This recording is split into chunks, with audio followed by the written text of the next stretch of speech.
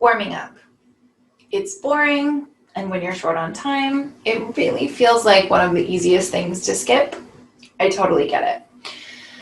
That's why my number one goal in this video is to convince you that warming up is important enough to make time for. And if you watch to the end, I'll share the 3 essential parts of a warm-up and how they help protect you from injury or reduce your chances of injury. And at the very end, I'll share a tip on how not to forget to warm up, because I know from our free Facebook group for runners, that's something people struggle with.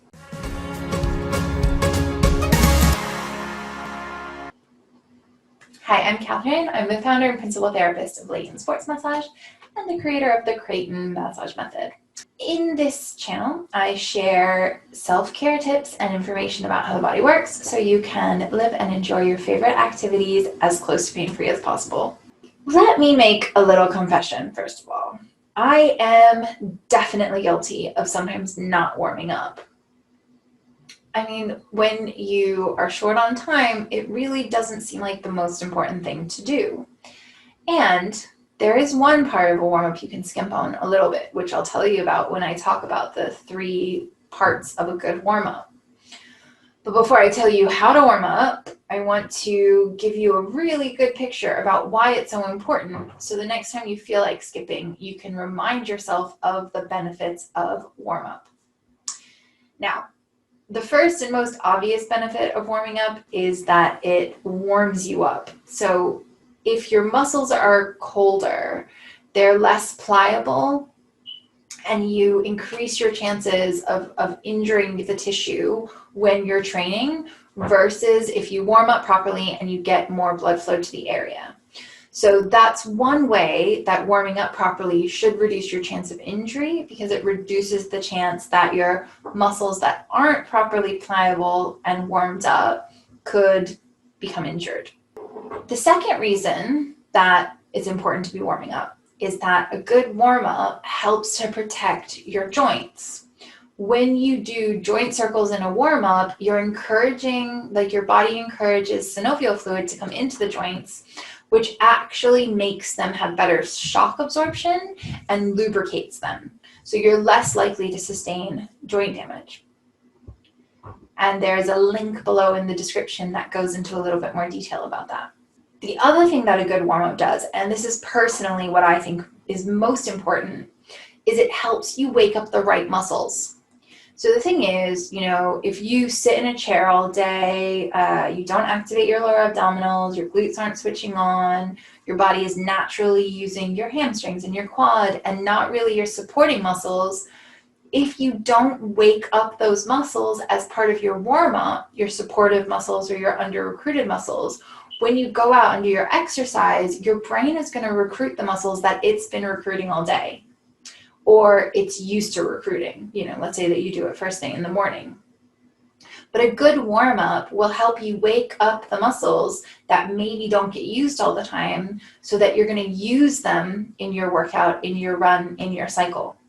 Now, the reason that that's important, especially when it comes to injury prevention, is over time you can build up imbalances because certain muscles aren't pulling their weight and other muscles are.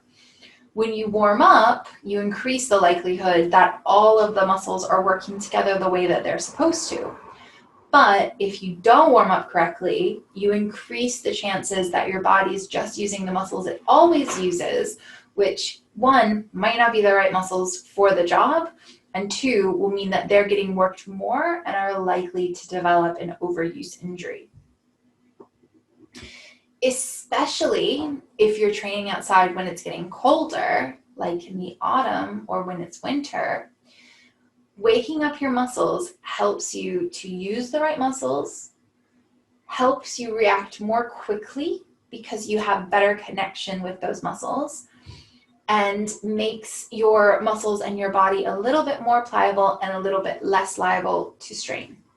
So now that we've talked about the reasons for why warming up is so important, I'm going to explain the steps to warming up and what each one does. Now, before I do, I would really like to know, has somebody told you this before, that these are the benefits to warming up? Has anybody explained to you in detail about why it's important? Did you know specifically the thing about waking up the muscles that aren't often being recruited so that everything can work together properly? Let me know in the comments, and also let me know if you need help with like what things to do in a warm-up. Which obviously I'm going to tell you next, but depending on your own situation, you might need to have specific exercises added in to help wake up certain muscles. Like we have a glute activation protocol and helping people wake up their lower abdominals and pelvic floor, for example. So what are the 3 steps to warming up that you need to do? I have to admit there's a part of me that wants to just stop the video here and see what you say, but I won't. So number 1, you should be doing joint circles 100%. Now, I actually didn't do joint circles before I wrote the first article that this video is based on, because we did a series about like, tips for training for a marathon and what you need. And one of them was warming up. And I got all of this information from a personal trainer that I worked with. And it's in the guides that I wrote, which is linked on the post that I wrote. But anyway, and I had never done joint circles properly before I ran. And I remember very clearly the first time that I did it. It was like an autumn morning. I was out with a friend and I like did my ankle circles round and round and round and round both sides. And then I did my knees, and then I did my hips, and then I did my shoulders and my elbows and my wrists.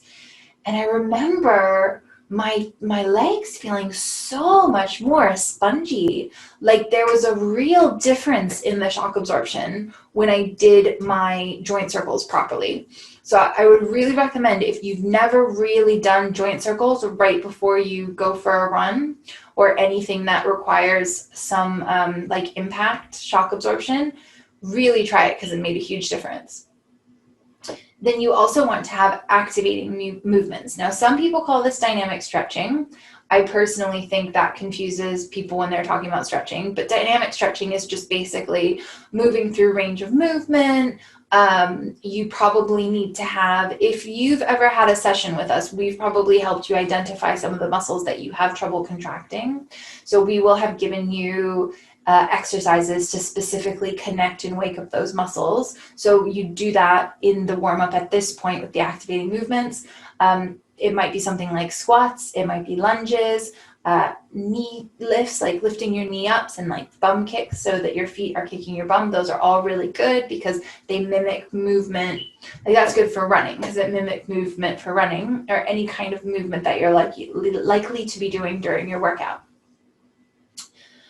And slowly increasing your heart rate. So for runners, this will usually be like you could run a mile at a slower pace just to get your heart rate up.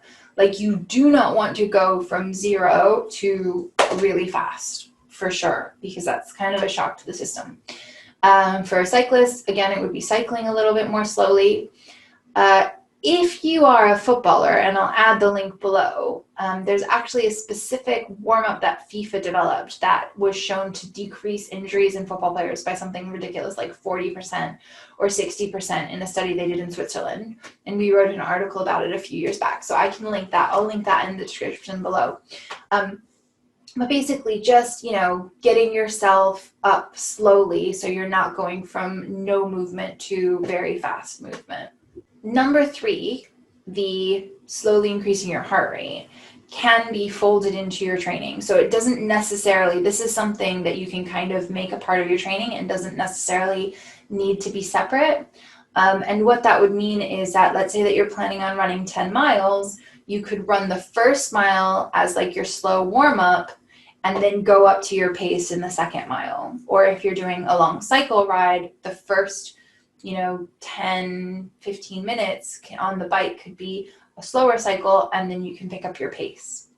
And realistically, when you look at these 3 steps, it shouldn't take you more than 5 or 10 minutes.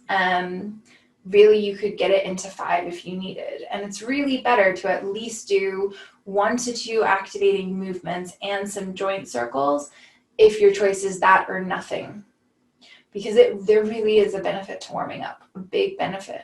Now, the last thing that I have to tell you is a tip on how to not forget warming up, because I usually every year start talking about warming up when the weather starts to get colder, and I always have people saying, okay, I want to warm up, but I forget. So I have a really easy tip for you to help you never forget to warm up. But before I do that, let me ask you to like this video, please. If you know anybody who would find it interesting or anybody who you think needs to warm up, please share it with them.